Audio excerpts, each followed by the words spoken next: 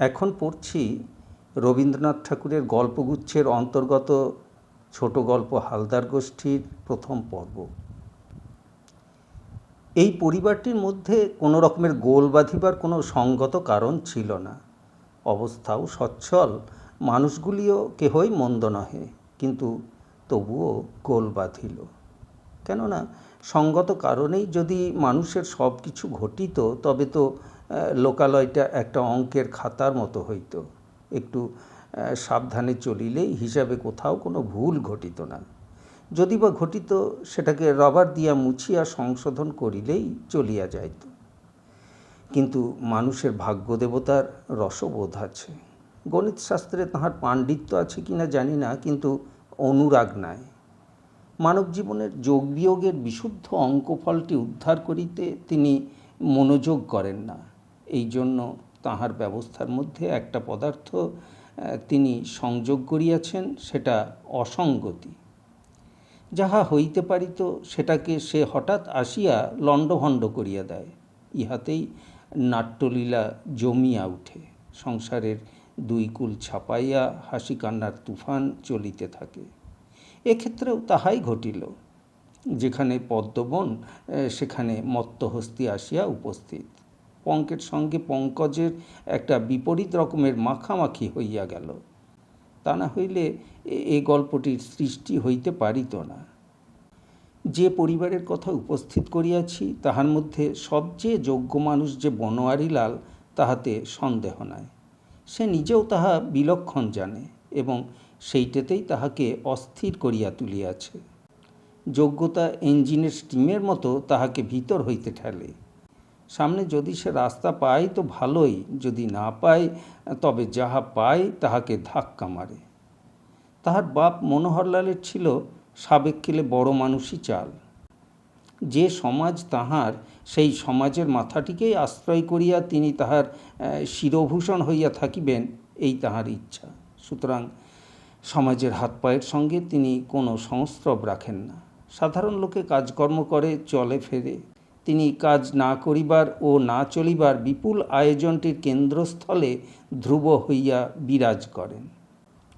প্রায় দেখা যায় এই প্রকার লোকেরা বিনা চেষ্টায় আপনার কাছে অন্তত দুটি একটি শক্ত এবং খাঁটি লোককে যেন চুম্বকের মতো টানিয়া আনেন। তাহার কারণ আর কিছু নয়। পৃথিবীতে একদল লোক জন্মায়, সেবা করাই তাহাদের ধর্ম। তাহারা আপন প্রকৃতির চরিতার্থতার জন্যই এমন অক্ষম মানুষকে চায়, যে লোক নিজের ভার 16 আনাই তাহাদের উপর ছাড়িয়া দিতে পারে। এই সহজ সেবকেরা নিজের কাজে কোনো সুখ পায় না, কিন্তু আর একজনকে নিশ্চিন্ত করা, তাহাকে সম্পূর্ণ আরামে রাখা, তাহাকে সকল প্রকার সংকট হইতে বাঁচাইয়া চলা, লোকসমাজে তাহার সম্মান বৃদ্ধি করা, ইহাতেই তাহাদের পরম উৎসাহ। ইহারা যেন এক প্রকারের পুরুষ মা, তাহাও নিজের ছেলের নহে, পরের ছেলের। মনোহরলালের যে চাকরটি আছে রামচরণ, তাহার শরীর রক্ষা ও শরীর পাতের একমাত্র লক্ষ্য বাবুর দেহ রক্ষা করা। যদি সে নিঃশ্বাস লইলে বাবুর নিঃশ্বাস লইবার প্রয়োজনটুকু বাঁচিয়া যায়, তাহা হইলে সে অহোরাত্র কামারের হাঁপড়ের মতো হাঁপাইতে রাজি আছে। বাহিরে লোকে অনেক সময় ভাবে মনোহরলাল বুঝি তাহার সেবককে অনাবশ্যক খাটাইয়া অন্যায় পীড়ন করিতেছেন। কেননা হাত হইতে গুড়গুড়ির নলটা হয়তো মাটিতে পড়িয়াছে, সেটাকে তোলা কঠিন কাজ নহে, অথচ সেজন্য ডাক দিয়া অন্য ঘর হইতে রামচরণকে দৌড় করানো নিতান্ত বিসদৃশ বলিয়াই বোধ হয়।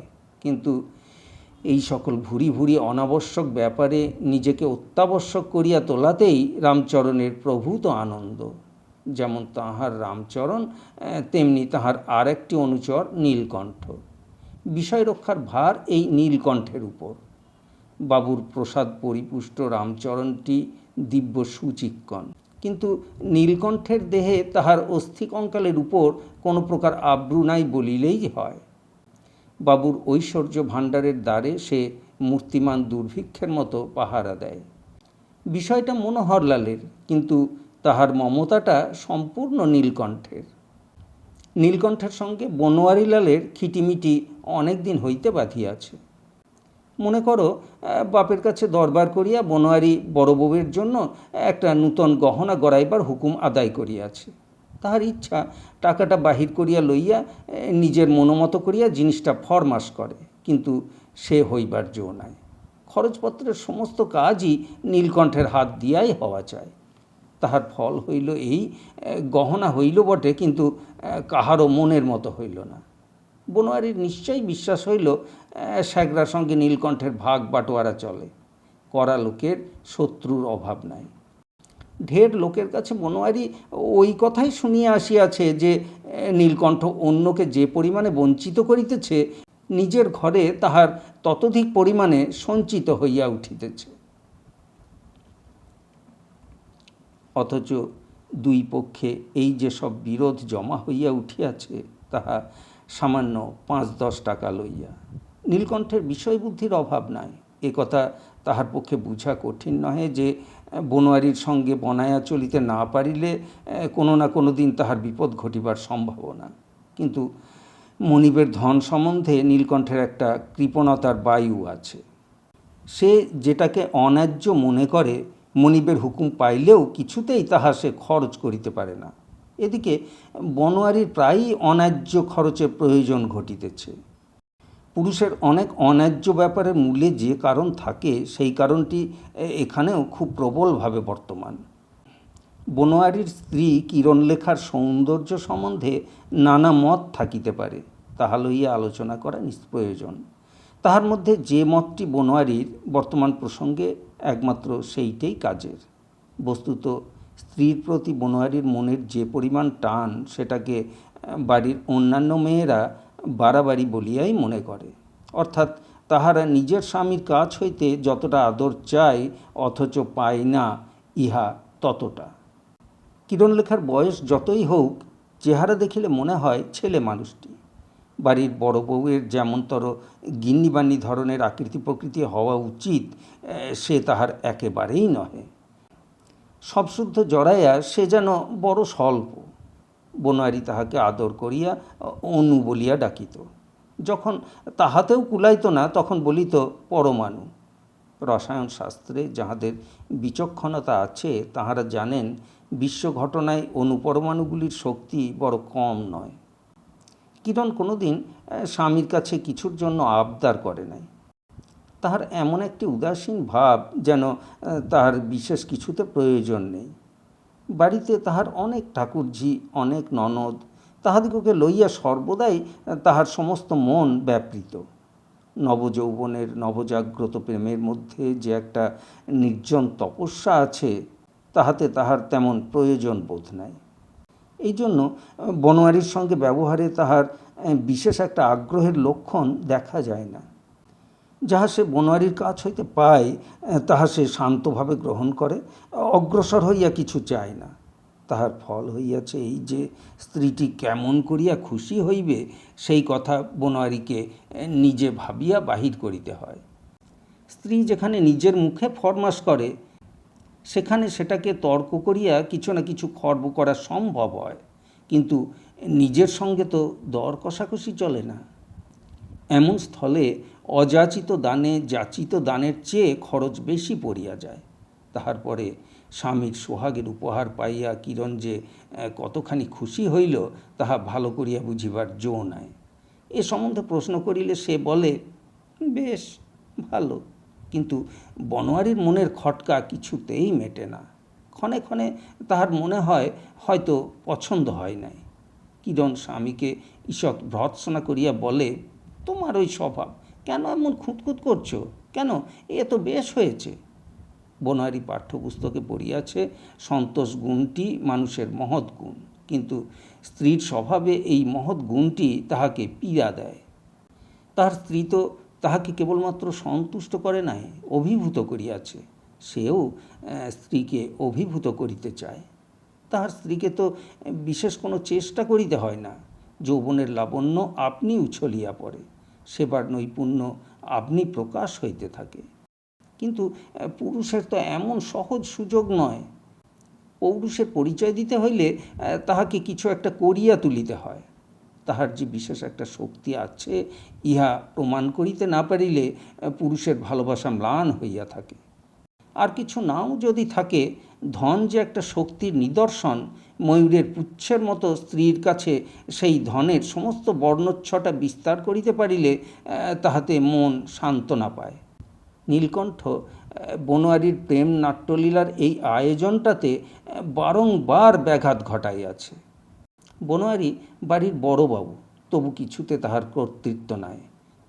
কর্তার প্রশ্রয় পাইয়া ভৃত্য হইয়া নীলকণ্ঠ তাহার উপরে আধিপত্য করে। ইহাতে বনোয়ারির যে অসুবিধা ও অপমান, সেটা আর কিছুর জন্য তত নহে যতটা পঞ্চস্বরের তুনে মনের মতো স্বর যোগাইবার অক্ষমতাবশত। একদিন এই ধনসম্পদে তাহারই অবাধ অধিকার তো জন্মিবে, কিন্তু যৌবন কি চিরদিন থাকিবে? বসন্তের রঙিন পেয়ালায় তখন এ সুধারস এমনি করিয়া আপনা আপনি ভরিয়া ভরিয়া উঠিবে না। টাকা তখন বিষয়ীর টাকা হইয়া খুব শক্ত হইয়া জমিবে, গিরিশিখরের তুষার সংঘাতের মতো। তাহাতে কথায় কথায় অসাবধানের অপব্যয়ের ঢেউ খেলিতে থাকিবে না। টাকার দরকার তো এখনই, যখন আনন্দে তাহা নয় ছয় করিবার শক্তি নষ্ট হয় নাই। বনোয়ারির প্রধান শখ তিনটি: কুস্তি, শিকার এবং সংস্কৃত চর্চা। তাহার খাতার মধ্যে সংস্কৃত উদ্ভট কবিতা একেবারে বোঝাই করা। বাদলার দিনে, জ্যোৎস্না রাত্রে, দক্ষিণা হাওয়ায় সেগুলি বড় কাজে লাগে। সুবিধা এই, নীলকণ্ঠ এই কবিতাগুলির অলঙ্কার বাহুল্যকে খর্ব করিতে পারে না। অতিশয়োক্তি যতই অতিশয় হোক, কোনো খাতাঞ্জি সেরেস্তায় তাহার জন্য জবাবদিহি নাই। কিরণের কানের সোনায় কার্পণ্য ঘটে, কিন্তু তাহার কানের কাছে যে মন্দাক্রান্তা গুঞ্জরিত হয়, তাহার ছন্দে একটি মাত্রাও কম পড়ে না, এবং তাহার ভাবে কোনো মাত্রা থাকে না বলিলেই হয়। লম্বা চওড়া পালোয়ানের চেহারা বনোয়ারির। যখন সে রাগ করে তখন তাহার ভয়ে লোকে অস্থির, কিন্তু এই জোয়ান লোকটির মনের ভিতরটা ভারী কোমল। তাহার ছোট ভাই বংশীলাল যখন ছোট ছিল, তখন সে তাহাকে মাতৃস্নেহে লালন করিয়াছে। তাহার হৃদয়ে যেন একটি লালন করিবার ক্ষুধা আছে। তাহার স্ত্রীকে সে যে ভালোবাসে, তাহার সঙ্গে এই জিনিসটিও জড়িত, এই লালন করিবার ইচ্ছা। কিরণলেখা তরুচ্ছায়ার মধ্যে পথহারা রশ্মি রেখাটুকুর মতোই ছোট। ছোট বলিয়াই সে তাহার স্বামীর মনে ভারী একটা দরদ জাগাইয়া রাখিয়াছে। এই স্ত্রীকে বসনে ভূষণে নানা রকম করিয়া সাজাইয়া দেখিতে তাহার বড় আগ্রহ। তাহা ভোগ করিবার আনন্দ নহে, তাহা রচনা করিবার আনন্দ, তাহা এককে বহু করিবার আনন্দ। কিরণলেখাকে নানা বর্ণে, নানা আবরণে, নানা রকম করিয়া দেখিবার আনন্দ। কিন্তু কেবলমাত্র সংস্কৃত শ্লোক আবৃত্তি করিয়া বনোয়ারির এই শখ কিছুতেই মিটিতেছে না। তাহার নিজের মধ্যে একটি পুরুষোচিত প্রভুশক্তি আছে, তাহাও প্রকাশ করিতে পারিল না। আর প্রেমের সামগ্রীকে নানা উপকরণে ঐশ্বর্যবান করিয়া তুলিবার যে ইচ্ছা, তাহাও তার পূর্ণ হইতেছে না। এমনি করিয়াই এই ধনীর সন্তান তাহার মান মর্যাদা, তাহার সুন্দরী স্ত্রী, তাহার ভরা যৌবন, সাধারণত লোকে যাহা কামনা করে, তাহার সমস্ত লইয়াও সংসারে একদিন একটা উৎপাতের মতো হইয়া উঠিল। সুখদা মধু কৈবর্তের স্ত্রী, মনোহরলালের প্রজা। সে একদিন অন্তঃপুরে আসিয়া কিরণলেখার পা জড়াইয়া ধরিয়া কান্না জুড়িয়া দিল। ব্যাপারটা এই, বছর কয়েক পূর্বে নদীতে বেড়া জাল ফেলিবার আয়োজন উপলক্ষে অন্যান্য বারের মতো জেলেরা মিলিয়া একযোগে খত লিখিয়া মনোহরলালের কাছারিতে 1000 টাকা ধার লইয়াছিল। ভালো মতো মাছ পড়িলে সুদে আসলে টাকা শোধ করিয়া দিবার কোনো অসুবিধা ঘটে না। এই জন্য উচ্চ সুদের হারে টাকা লইতে ইহারা চিন্তা মাত্র করে না। সে বৎসর তেমন মাছ পড়িল না, এবং ঘটনাক্রমে উপরি উপরি 3 বৎসর নদীর বাঁকে মাছ এত কম আসিল যে জেলেদের খরচ পোষাইল না। অধিকন্তু তাহারা ঋণের জালে বিপরীত রকম জড়াইয়া পড়িল। যে সকল জেলে ভিন্ন এলাকার, তাহাদের আর দেখা পাওয়া যায় না, কিন্তু মধুকৈবর্ত ভিটাবাড়ির প্রজা। তাহার পলাইবার জো নাই বলিয়া সমস্ত দেনার দায় তাহার উপরেই চাপিয়াছে। সর্বনাশ হইতে রক্ষা পাইবার অনুরোধ লইয়া সে কিরণের শরণাপন্ন হইয়াছে। কিরণের শাশুড়ির কাছে গিয়া কোনো ফল নাই তাহা সকলেই জানে। কেননা নীলকণ্ঠের ব্যবস্থায় কেহ যে আঁচড়টুকু কাটিতে পারে এ কথা তিনি কল্পনা করিতেও পারেন না। নীলকণ্ঠের প্রতি বনোয়ারির খুব একটা আক্রোশ আছে জানিয়াই মধুকৈবর্ত তাহার স্ত্রীকে কিরণের কাছে পাঠাইয়াছে। বনোয়ারি যতই রাগ এবং যতই আস্ফালন করুক, কিরণ নিশ্চয় জানে যে নীলকণ্ঠের কাজের উপর হস্তক্ষেপ করিবার কোনো অধিকার তাহার নাই।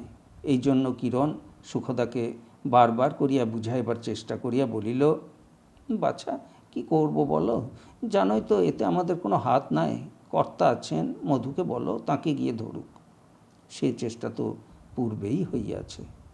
মনোহরলালের কাছে কোনো বিষয়ে নালিশ উঠিলেই তিনি তাহার বিচারের ভার নীলকণ্ঠের পরেই অর্পণ করেন, কখনোই তাহার অন্যথা হয় না। ইহাতে বিচারপ্রার্থীর বিপদ আরও বাড়িয়া উঠে। দ্বিতীয়বার কেহ যদি তাহার কাছে আপিল করিতে চায়, তাহা হইলে কর্তা রাগিয়া আগুন হইয়া ওঠেন। বিষয়কর্মের বিরক্তি যদি তাহাকে পোহাইতে হইল, তবে বিষয় ভোগ করিয়া তাহার সুখ কি? সুখদা যখন কিরণের কাছে কান্নাকাটি করিতেছে, তখন পাশের ঘরে বসিয়া বনোয়ারি তাহার বন্দুকের চোঙে তেল মাখাইতেছিল। বনোয়ারি সব কথাই শুনিল। কিরণ করুণ কণ্ঠে যে বারবার করিয়া বলিতেছিল যে তাহারা ইহার কোনো প্রতিকার করিতে অক্ষম, সেটা বনোয়ারির বুকে শেলের মতো বিঁধিল। সেদিন মাঘী পূর্ণিমা ফাল্গুনের আরম্ভে আসিয়া পড়িয়াছে। দিনের বেলাকার গুমট ভাঙিয়া সন্ধ্যাবেলায় হঠাৎ একটা পাগলা হাওয়া মাতিয়া উঠিল। কোকিল তো ডাকিয়া ডাকিয়া অস্থির। বারবার এক সুরের আঘাতে সে কোথাকার কোন ঔদাসীন্যকে বিচলিত করিবার চেষ্টা করিতেছে। আর আকাশে ফুলগন্ধের মেলা বসিয়াছে, যেন ঠেলাঠেলি ভিড়। জানলার ঠিক পাশেই অন্তপুরের বাগান হইতে মুচকুন্দ ফুলের গন্ধ বসন্তের আকাশে নিবিড় নেশা ধরাইয়া দিল। কিরণ সেদিন লটকানের রং করা একখানি শাড়ি এবং খোঁপায় বেল ফুলের মালা পরিয়াছে।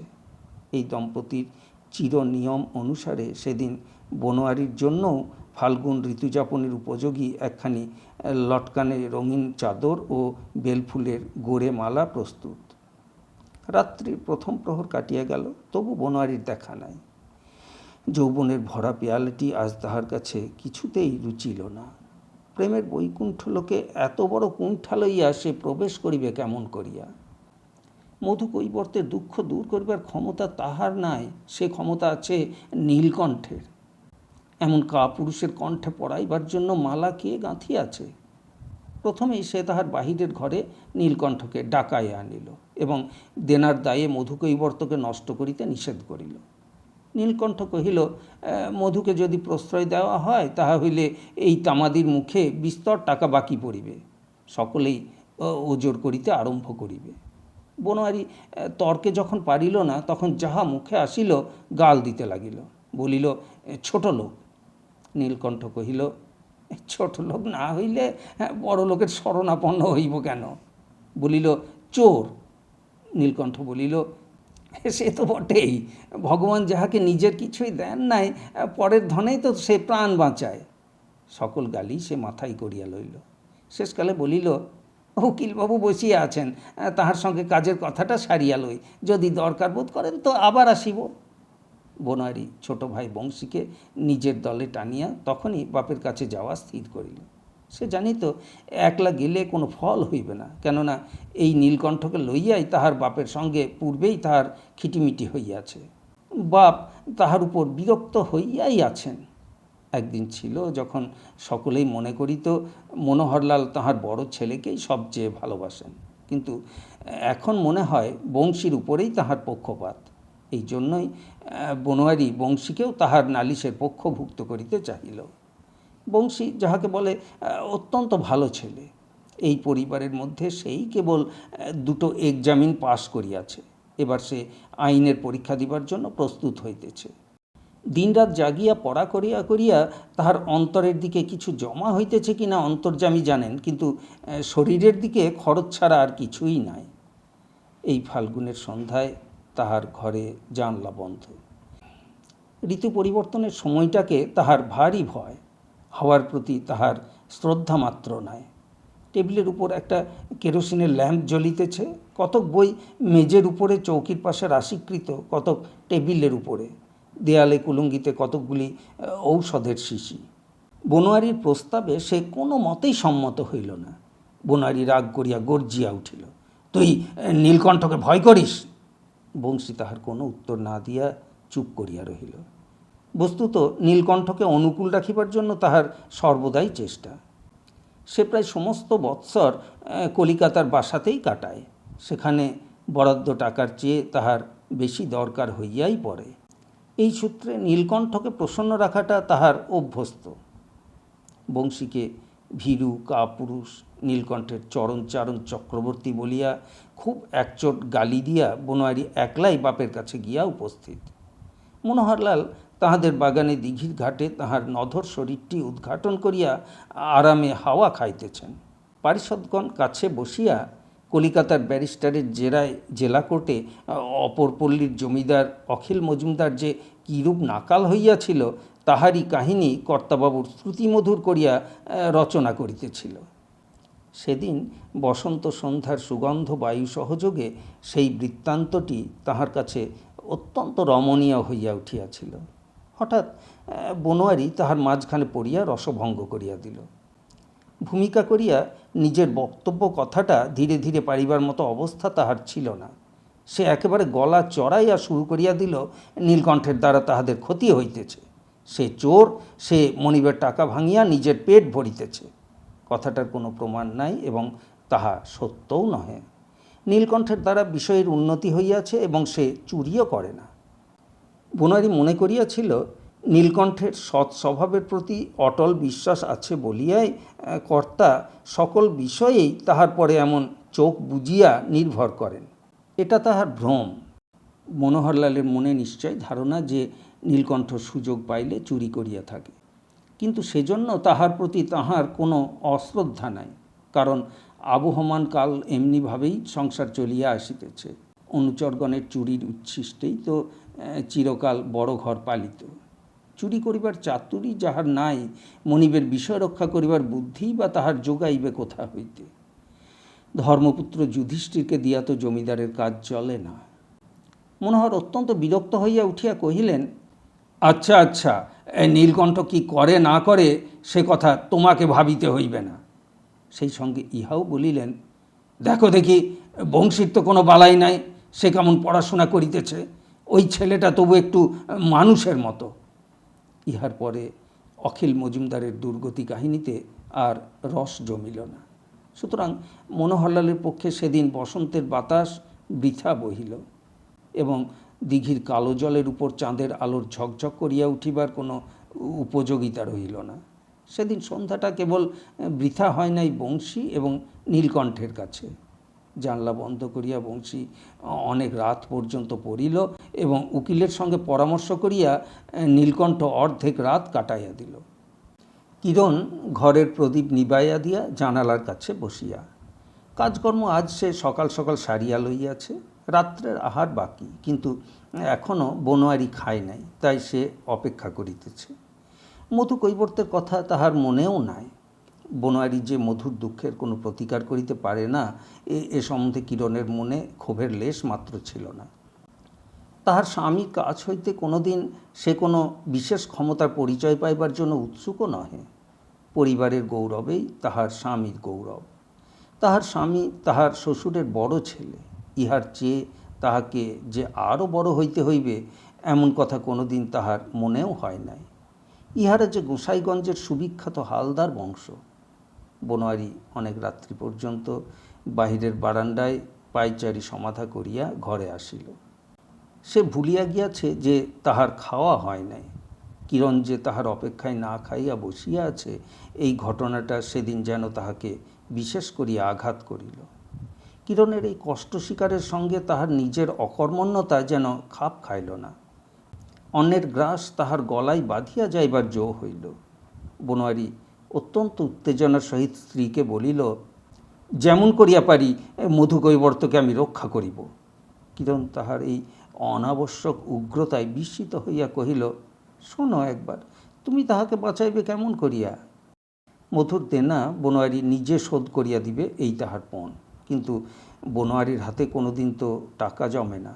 স্থির করিল তাহার 3টে ভালো বন্দুকের মধ্যে একটা বন্দুক এবং একটা দামি হীরার আংটি বিক্রয় করিয়া সে অর্থ সংগ্রহ করিবে। কিন্তু গ্রামে এসব জিনিসের উপযুক্ত মূল্য জুটিবে না এবং বিক্রয়ের চেষ্টা করিলে চারিদিকে লোকে কানাকানি করিবে। এই জন্য কোনো একটা ছুতা করিয়া বনোয়ারি কলিকাতায় চলিয়া গেল। যাইবার সময় মধুকে ডাকিয়া আশ্বাস দিয়া গেল তাহার কোনো ভয় নাই। এদিকে বনোয়ারির শরণাপন্ন হইয়াছে বুঝিয়া নীলকণ্ঠ মধুর উপরে রাগিয়া আগুন হইয়া উঠিয়াছে। পেয়াদার উৎপীড়নে কৈবর্তপাড়ার আর মান সম্ভ্রম থাকে না। কলিকাতা হইতে বনোয়ারি যেদিন ফিরিয়া আসিল সেই দিনই মধুর ছেলে স্বরূপ হাঁপাইতে হাঁপাইতে ছুটিয়া আসিয়া একেবারে বনোয়ারির পা জড়াইয়া ধরিয়া হাউ হাউ করিয়া কান্না জুড়িয়া দিল। কিরে, কি ব্যাপার কানা কি? স্বরূপ বলিল তাহার বাপকে নীলকণ্ঠ কাল রাত্রি হইতে কাছারিতে বন্ধ করিয়া রাখিয়াছে। বনোয়ারির সর্বশরীর রাগে কাঁপিতে লাগিল। কহিল, এখনই গিয়ে থানায় খবর দিয়ে আইগে। কি সর্বনাশ! থানায় খবর? নীলকণ্ঠের বিরুদ্ধে? তাহার পা উঠিতে চায় না। শেষকালে বনোয়ারির তাড়নায় থানায় গিয়া সে খবর দিল। পুলিশ হঠাৎ কাছারিতে আসিয়া বন্ধন দশা হইতে মধুকে খালাস করিল এবং নীলকণ্ঠ ও কাছারির কয়েকজন পেয়াদাকে আসামি করিয়া ম্যাজিস্ট্রেটের কাছে চালান করিয়া দিল। মনোহর এই বিষম ব্যতিব্যস্ত হইয়া পড়িলেন। তাহার মকদ্দমার মন্ত্রীরা ঘুষের উপলক্ষ করিয়া পুলিশের সঙ্গে ভাগ করিয়া টাকা লুটিতে লাগিল। কলিকাতা হইতে এক ব্যারিস্টার আসিল, সে একেবারে কাঁচা, নূতন পাস করা। সুবিধা এই, যত ফি তাহার নামে খাতায় খরচ পড়ে তত ফি তাহার পকেটে উঠে না। ওদিকে মধু কৈবর্তের পক্ষে জেলা আদালতের একজন মাতব্বর উকিল নিযুক্ত হইল। কে যে তাহার খরচ যোগাইতেছে বোঝা গেল না। নীলকণ্ঠের 6 মাস মেয়াদ হইল। হাইকোর্টের আপিলেও তাহাই বহাল রহিল। ঘড়ি এবং বন্দুকটা যে উপযুক্ত মূল্যে বিক্রয় হইয়াছে তাহা ব্যর্থ হইল না। আপাতত মধু বাঁচিয়া গেল এবং নীলকণ্ঠের জেল হইল। কিন্তু এই ঘটনার পরে মধু তাহার ভিটায় টিকিবে কি করিয়া? বনোয়ারি তাহাকে আশ্বাস দিয়া কহিল, তুই থাক, তোর কোনো ভয় নাই। কিসের জোরে সে আশ্বাস দিল তাহা সেই জানে, বোধ করি নিছক নিজের পৌরুষের স্পর্ধায়। বনোয়ারি যে এই ব্যাপারে মূলে আছে তাহা সে লুকায়া রাখিতে বিশেষ চেষ্টা করে নাই। কথাটা প্রকাশ হইল, এমনকি কর্তার কানেও গেল। তিনি চাকরকে দিয়া বলিয়া পাঠাইলেন, বনোয়ারি যেন কদাচ আমার সম্মুখে না আসে। বনোয়ারি পিতার আদেশ অমান্য করিল না। কিরণ তাহার স্বামীর ব্যবহার দেখিয়া অবাক। এ কী কাণ্ড! বাড়ির বড় বাবু, বাপের সঙ্গে কথাবার্তা বন্ধ। তার উপরে নিজেদের আমলাকে জেলে পাঠাইয়া বিশ্বের লোকের কাছে নিজের পরিবারের মাথা হেঁট করিয়া দেওয়া, তাও এই এক সামান্য মধু কৈবর্তকে লইয়া। অদ্ভুত বটে। এই বংশে কতকাল ধরিয়া কত বড়বাবু জন্মিয়াছে এবং কোনো দিন নীলকণ্ঠেরও অভাব নাই। নীলকণ্ঠেরা বিষয় ব্যবস্থার সমস্ত দায় নিজেরা লইয়াছে, আর বড়বাবুরা সম্পূর্ণ নিশ্চেষ্টভাবে বংশগৌরব রক্ষা করিয়াছে। এমন বিপরীত ব্যাপার তো কোনো দিন ঘটে নাই। আজ এই পরিবারের বড়বাবুর পদের অবনতি ঘটাতে বড়বাবুর সম্মানে আঘাত লাগিল। ইহাতে এতদিন পরে আজ স্বামীর প্রতি কিরণের যথার্থ অশ্রদ্ধার কারণ ঘটিল। এতদিন পরে তাহার বসন্তকালের লটকানে রঙের শাড়ি এবং খোঁপার বেলফুলের মালা লজ্জায় ম্লান হইয়া গেল। কিরণের বয়স হইয়াছে, অথচ সন্তান হয় নাই। এই নীলকণ্ঠই একদিন কর্তার মত করাইয়া পাত্রী দেখিয়া বনোয়ারির আর একটি বিবাহ প্রায় পাকাপাকি স্থির করিয়াছিল। বনোয়ারি হালদার বংশের বড় ছেলে। সকল কথার আগে এ কথা তো মনে রাখিতে হইবে, সে অপুত্রক থাকিবে ইহা তো হইতেই পারে না। এই ব্যাপারে কিরণের বুক দূর দূর করিয়া কাঁপিয়া উঠিয়াছিল। কিন্তু ইহা সে মনে মনে না স্বীকার করিয়া থাকিতে পারে নাই যে কথাটা সঙ্গত। তখনও সে নীলকণ্ঠের উপরে কিছুমাত্র রাগ করে নাই। সে নিজের ভাগ্যকেই দোষ দিয়াছে। তাহার স্বামী যদি নীলকণ্ঠকে রাগিয়া মারিতে না যাইত এবং বিবাহ সম্বন্ধ ভাঙিয়া দিয়া পিতামাতার সঙ্গে রাগারাগি না করিত, তবে কিরণ সেটাকে অন্যায় মনে করিত না। এমনকি বনোয়ারি যে তাহার বংশের কথা ভাবিল না, ইহাতে অতি গোপনে কিরণের মনে বনোয়ারির পৌরুষের প্রতি একটু অশ্রদ্ধাই জন্মিয়াছিল। বড় ঘরের দাবি কি সামান্য দাবি? তাহার যে নিষ্ঠুর হইবার অধিকার আছে, তাহার কাছে কোনো তরুণী স্ত্রীর কিংবা কোনো দুঃখী কৈবর্তের সুখ দুঃখের কতটুকুই বা মূল্য? সাধারণত যাহা ঘটিয়া থাকে একবার তাহা না ঘটিলে কেহই তাহা ক্ষমা করিতে পারে না। এ কথা বনোয়ারি কিছুতেই বুঝিতে পারিল না। সম্পূর্ণরূপে এ বাড়ির বড়বাবু হওয়াই তাহার উচিত ছিল। অন্য কোনো প্রকারের উচিত অনুচিত চিন্তা করিয়া এখানকার ধারাবাহিকতা নষ্ট করা যে তাহার অকর্তব্য, তাহা সে ছাড়া সকলের কাছে অত্যন্ত সুস্পষ্ট। এ লইয়া কিরণ তাহার দেবরের কাছে কত দুঃখই করিয়াছে। বংশী বুদ্ধিমান, তাহার খাওয়া হজম হয় না এবং একটু হাওয়া লাগিলেই সে হাঁচিয়া কাশিয়া অস্থির হইয়া ওঠে, কিন্তু সে স্থির ধীর বিচক্ষণ। সে তাহার আইনের বইয়ের যে অধ্যায়টি পড়িতেছিল সেইটাকে টেবিলের উপর খোলা অবস্থায় উপুর করিয়া রাখিয়া কিরণকে বলিল, এ এ পাগলামি ছাড়া আর কিছুই নহে। কিরণ অত্যন্ত উদ্বেগের সহিত মাথা নাড়িয়া কহিল, জানো তো ঠাকুরপো, তোমার দাদা যখন ভালো আছেন তখন বেশ আছেন, কিন্তু একবার যদি খেপেন তবে তাহাকে কেহ সামলাইতে পারে না। আমি কি করি বলো তো? পরিবারের সকল প্রকৃতিস্থ লোকের সঙ্গেই যখন কিরণের মতের সম্পূর্ণ মিল হইল, তখন সেইটাই বনোয়ারির বুকে সকলের চেয়ে বাজিল। এই একটুখানি স্ত্রীলোক, অনতিস্ফুট চাঁপা ফুলটির মতো পেলব, ইহার হৃদয়টিকে আপন বেদনার কাছে টানিয়া আনিতে পুরুষের সমস্ত শক্তি পরাস্ত হইল। আজকের দিনে কিরণ যদি বনোয়ারির সহিত সম্পূর্ণ মিলিতে পারিত, তবে তাহার হৃদয় ক্ষত দেখিতে দেখিতে এমন করিয়া বাড়িয়া উঠিত না। মধুকে রক্ষা করিতে হইবে, এই অতি সহজ কর্তব্যের কথাটা চারিদিক হইতে তাড়নার চোটে বনোয়ারির পক্ষে সত্য সত্যই একটা খ্যাপামির ব্যাপার হইয়া উঠিল। ইহার তুলনায় অন্য সমস্ত কথাই তাহার কাছে তুচ্ছ হইয়া গেল।